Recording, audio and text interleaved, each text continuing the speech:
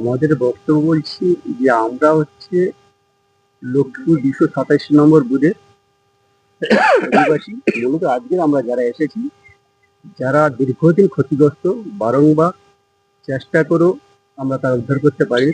এবারে পঞ্চায়েতের উদ্যোগে যে নিকাশিটা পঞ্চায়েত তার তত্ত্বাবধানে ক্লিয়ার করে দিয়ে গেল, সেই নিকাশির কাছে আমরা এসেছি আবারও পুনরায়। যিনারা বারংবার ওই খাঁড়াদের রং খাঁড়া, নিমাই খাঁড়া, সন্ন্যাসী খাঁড়া অহেতুকভাবে ইরিগেশন জায়গা দখল করে রেখে জল নিকাশি অবরোধ করেছে। তাই আজকে আমরা এসেছি, যেহেতু এখন আপনারা দেখবেন যে তোলার সিজন, তোলা আমাদের বড় হয়নি, এখন আমরা তোলা করতেই পারছি না। এখনো জল 1 হাঁটুর উপর জল, ধান বীজের তোলা এখন 1 হাঁটুর উপর জলটা ওই পাশে করে আমরা চাইছি সরকারিগতভাবে যে জায়গা দিয়ে অলরেডি সবসা বেরো, যেটা প্রয়োজন আছে, আমরা সেই জায়গায় চাই।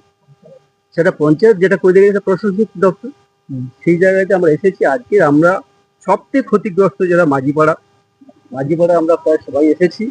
আমরা নিজে হাতে আজকে এই কাজটা ক্লিয়ার করতে চাই আর করবো। এইভাবে কি কখনো বাঁধ দিয়ে জল নিকাশি বন্ধ করা যায় কখনো এইভাবে? আমাদেরও দাবি সেটাই, কেন করছেন ওনারা? সরকারি জায়গা, নিকাশি অধিগ্রস্ত জায়গা, ওনাদের কি?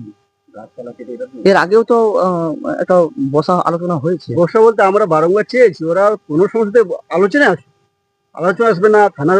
থানা থেকে লিখে দিয়ে এসছে, পঞ্চায়েত থানাতেও ওরা লিখে দিয়ে এসছে। আমি ছিলাম না, যেহেতু থানায় লিখে দিয়ে এসছি। হ্যাঁ, এরা আইনের ধমকে দেখাবে, এগুলো ঠিক জিনিস না। এই ক্ষমতা পাচ্ছে কোত্থেকে ওনারা? আমরাও চাইছি, জানতে চাইছি যে এই উৎসটা কোত্থেকে আছে, এই শক্তিটা ওদের জোগাচ্ছে কি, সেটা আমাদেরও দাবি। এখন তাহলে আপনারা এখন আমরা এসেছি নিজের হাতে, আমরা এই কাজটা ক্লিয়ার করি, মানে গ্রাম বাঁচাতে, ধান চাষ বাঁচাতে। আপনার নাম? কারণ আমার নাম সিদাম মাঝি। আপনার এটা কোন জায়গা? এটা হচ্ছে লক্ষ্মীপুর 227 নম্বর বুথ। জল নিকাশি পরিষ্কার করছি আমরা। কেন এই জল নিকাশির কি সমস্যা ছিল এখানে? জল আমাদের টলা ফেলেছি, হচ্ছে জল বেঁধে আছে, মেশিন দিয়ে ছিঁচতে হচ্ছে। আচ্ছা, এই দীর্ঘদিন ধরে কি এই সমস্যা ছিল? হ্যাঁ।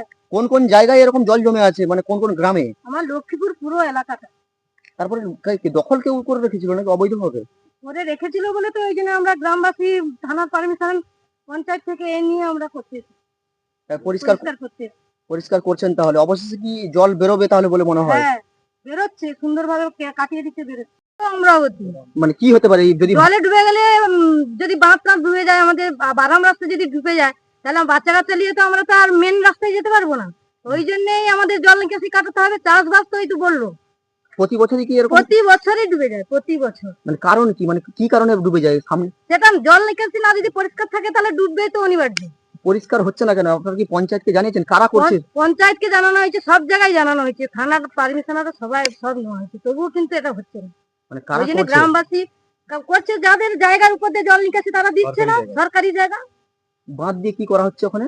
জল আটকে রেখেছে, আবদ্ধ করে রেখেছে, মাছ চাষ করছে ওরা পুকুরের উপরে বা ওই এর উপরে, সরকারি জায়গার উপরে এইভাবে কি জল নিকাশির উপরে বাঁধ দিয়ে মাছ চাষ করা যায়? এ তো গ্রামের প্রচুর মানুষের ক্ষতি হচ্ছে বলে তো ওই জন্য আমরা এসেছি জল নিকাশি কাটার জন্য।